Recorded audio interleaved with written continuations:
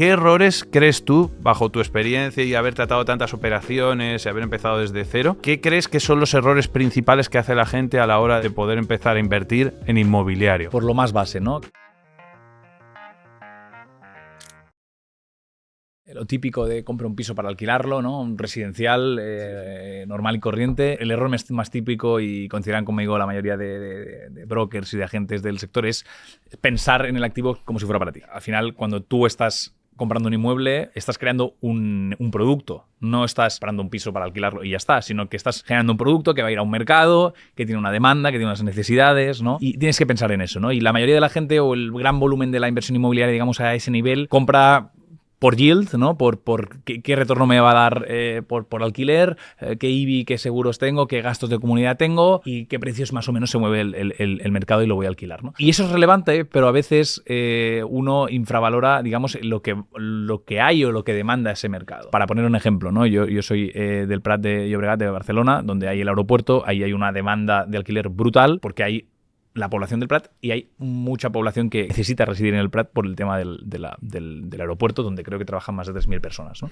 Entonces, hay una demanda muy concreta del tipo de inquilino y de alquiler que quiere entrar en el Prat, ¿no? Y, por ejemplo, están mucho más demandados los pisos con muchas más habitaciones que los que tienen pocas, ¿no? Y lo típico, ¿no? Pues no es tan importante que tenga ascensor o no tenga ascensor, ¿no? Entonces, a veces puedes sobrepagar un activo porque te parece que es mucho más bonito y tal. Estás infravalorando lo que realmente necesita el inquilino, ¿no?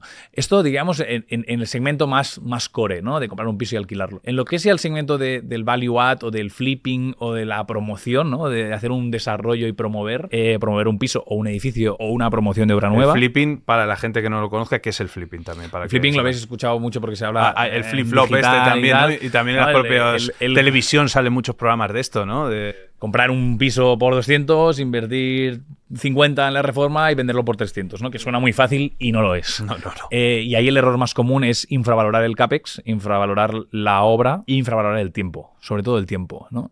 Puntualmente se puede realizar y funciona de forma ciertamente recurrente también, pero tiene un límite a nivel de gestión este tipo de inversión. Para gestores como yo, que lo que tenemos es que invertir volumen y crecer porque nos dedicamos a ello y no podemos estar haciendo una operación pequeña, sino que necesitamos hacer operaciones grandes, infravalorar el tiempo o hacer que tus retornos anuales TIR dependan mucho de si haces la reforma en 6 meses, la haces en 8 o vendes el piso en 2 o en 3, nuestra valoración es equivocado, ¿no?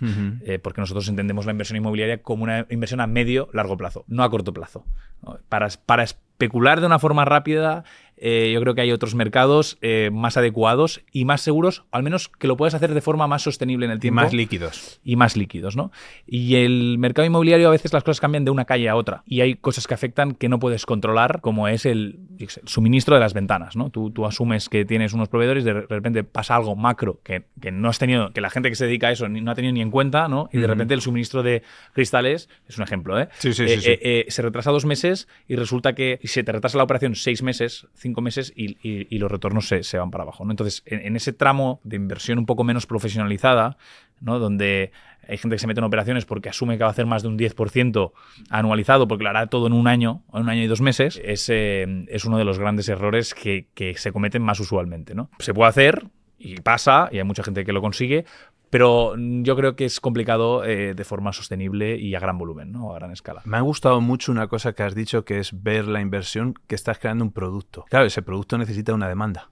Si no hay demanda, el producto no vale lo que vale. Nosotros mismos hemos cometido el error, por ejemplo, de, me voy a lo más simple, de reformar un piso y poner un parquet que a nivel financiero dices, o sea, este precio tal, sale más a cuenta que el otro y está bien, y resulta que no has entendido que lo estás haciendo en la zona alta de Barcelona y que ahí el cliente que va a pagar 750.000 euros por un piso, el cual tú has pagado también, digamos, un volumen alto, necesita parquet natural, ¿no? O sea, eso es un ejemplo, y parece una tontería, pero hay que entender muy bien la demanda del producto que estás creando y hacerlo lo más a medida posible, ¿no? Y esto mismo, para el inmobiliario, me vale como producto de inversión para la banca privada, ¿no? Es decir, nosotros como AxPartners, nuestra estructura de inversión, nuestro programa de Private Equity, siempre digo que lo he adaptado al máximo a la necesidad que tiene nuestro inversor, nuestro accionista o nuestro capital, ¿no?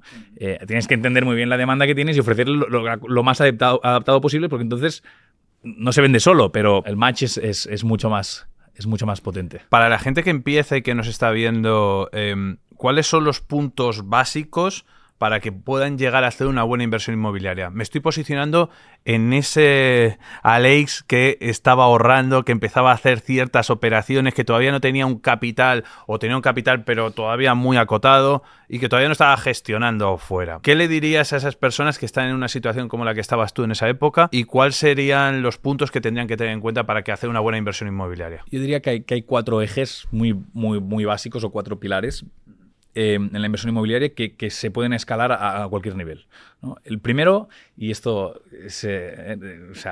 no he inventado yo la rueda, es lo más conocido, es la ubicación, ¿no? Sí. Pero la ubicación luego va seguido de 3 métricas muy relevantes para nosotros, que es el retorno por renta, la yield, ¿no? que todos conocemos, Sí. la apreciación media de ese mercado, ¿vale? Y la revalorización que yo le añado, ¿no? Nosotros basamos nuestra visión en una operación de entrada, son estas 4 cosas, ¿no? Es la ubicación en macro y en micro. Pues mismo dices, oye, mira, está en Madrid o está en el barrio Salamanca, pero resulta que está delante, no sé, de una discoteca, Sí. ¿no? O encima de una discoteca, ¿vale? Entonces O la encima macro de y un la restaurante o de cualquier cosa. Sí. de la ubicación del activo concreto que voy a invertir, el retorno que puedo tener por renta. Hay gente que piensa que invertir para poner en rentabilidad es eliminar el recorrido de value add, ¿no? El flipping que llamamos antes, ¿no? Sí. Y esa es la gran diferencia entre el mercado de capitales y el mercado privado, digamos, más de abajo, ¿no? Que en el mercado de capitales los activos se ponen en rentabilidad y se venden igualmente, y coges el recorrido igualmente de la salida. Con los pisos alquilados es más complicado, ¿no? Vender un piso alquilado, porque ese mercado, la demanda que tienes tú luego de venta, normalmente no es tanto de comprar el piso y alquilado, también lo hay, sino que es de comprar un piso vacío para residir yo o para alquilarlo yo, ¿no? La gente necesita ver lo que compra, y los pisos alquilados en unidades son más difíciles de transmitir, ¿no? Que no quiere decir que no se transmitan, ¿eh?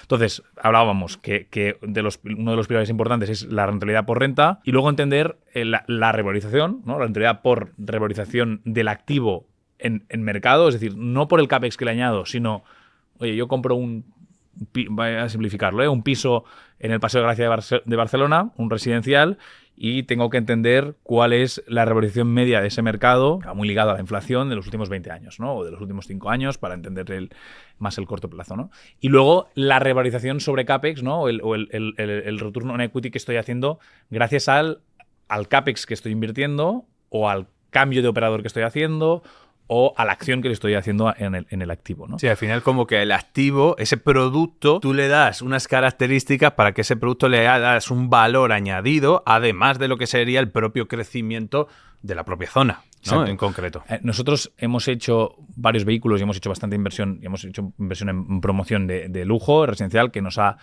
funcionado, pero en términos de retorno-riesgo ya hace un tiempo que estamos muy focalizados, y nuestra estrategia de inversión se basa en activos que cumplan estos 4 pilares, ¿no? La ubicación en la macro y en la micro, la inversión por yield, y entramos en activos que tengan investment yields de entre el 6 y el 8%. Sin apalancamiento, estamos hablando. Apalancamiento, y luego el apalancamiento es lo que supone. Zonas y activos y además la renta la ligamos a IPC, con lo cual que cojan la revalorización de la inflación. Que se pueda subir el alquiler por encima del IPC incluso. No es que se pueda, es que directamente... Bueno, si te dejan. No estoy pensando en un contrato típico de alquiler residencial, estoy pensando, por ejemplo, en un contrato hotelero, de vale. renta hotelera o comercial. O oficinas o comercial, ¿no? Es que directamente la renta va ligada al IPC, ¿no? Entonces, sí. Es ya la base. Y entendemos también que es un mercado que se revaloriza entre el 1 y el 3% anual, y que ha tenido ese crecimiento sostenido en el tiempo. Y finalmente, pues lo que decía, ¿no? Nosotros buscamos un retorno X, que es entre el 50 y el 100% del capital invertido en ese value add, ¿no? En ese activo, con la acción que le hemos hecho, ¿no? O sea, el capital invertido es el CAPEX, ¿no? Lo que tú le has metido de No, me refería CAPEX o ya en general. Sobre el equity, que la revalorización que le meto al total inversión, ¿no? Sea superior al ¿Ahí contarías el apalancamiento o...? Sí, ahí ya hablo de equity, ya estoy hablando de equity, ¿no? Pero al final lo que quiero transmitir es que nos fijamos en los 4 ejes para realizar una inversión y que cumplan estos parámetros, y esto lo puedes hacer igual cuando compras un piso para alquilar o un local comercial para alquilar. Puedes mirar de entender la macro y la micro ubicación, la rentabilidad por renta, la rentabilidad por apreciación, digamos, del activo, y por revalorización sobre el CAPEX o la acción que le has metido. De esa fórmula hay 2 cosas que a mí es lo que más me cuestan de estudiar. y seguro que a la audiencia también. Que la primera sería, si yo le añado X capital para poder renovar este inmueble, ¿hasta qué punto me sale más o menos rentable la asignación de dinero que le tenga que meter? Que eso yo creo que al final será por la experiencia, ¿no? Por donde tú ya vas sabiendo, y muchas veces también te puedes equivocar incluso, sí, pero ¿no? se puede valorar financieramente, es decir, tú puedes coger, vamos, para poner un ejemplo simple, ¿no? Comprar un piso de obra nueva que vale 200, ¿no? Y que probablemente ese último cuarto tramo que hablábamos, ¿no? Del recorrido por la acción que le hago, como yo ya lo compro totalmente hecho y acabado, preparado para coger y alquilarlo, no tengo menos tiempo de estabilización, que le llamamos nosotros, que es el periodo donde yo arreglo el activo, le hago CAPEX, cambio el operador, hago cosas y no lo tengo generando renta. Tienes menos y tal cual lo compras, lo pones en el mercado, y a veces hay gente que es que no lo llegas a poner con la demanda que hay hoy en día. Ya lo tienes alquilado, pero no tienes tanto recorrido probablemente en valor del precio que has entrado con el CAPEX que le has metido, ¿no? Es decir, al final, al no meterle una rehabilitación en el activo, sí, o en un activo hotelero o un comercial, un cambio de operador y un cambio de renta sustancial, pierdes un poco esa pata de rentabilidad, ¿no? Pero a la vez puede ser que te esté dando mejor rentabilidad porque tardas un año menos en ponerlo en alquiler, ¿no? Y luego estaría la parte que también es de la tendencia del propio mercado. Que todo el mundo simplifica, yo lo he visto en muchos modelos, y dice, no, va a subir como la inflación el valor del inmueble. Al 2%, al 2-3%. Fácil, venga, ya está. Y luego te das cuenta que la impresión monetaria es descomunal, se está aumentando la moneda en circulación a un ritmo del 6% año a año, y eso está repercutiendo en que la subida del precio de los inmuebles no va al ritmo del 2, va al ritmo del 6. O sea, y cuanta más deuda se vaya emitiendo y más inflación monetaria haya, los activos reales van a seguir subiendo a un ritmo bastante mayor. No sé vosotros cómo modeláis eso, porque yo veo a mucha gente que cada vez que va a hacer una operación inmobiliaria le mete un 2% de crecimiento. Y bueno, ya, si lo estás haciendo en una zona que no sea premium, sí, pero en una zona premium... nosotros es un retorno que al tipo de operaciones que hacemos hoy en día, como la renta ya va ligada, ¿no?, al propio IPC, solo tenemos en cuenta esta revalorización por yield, ¿no? Vale, o sea, vale.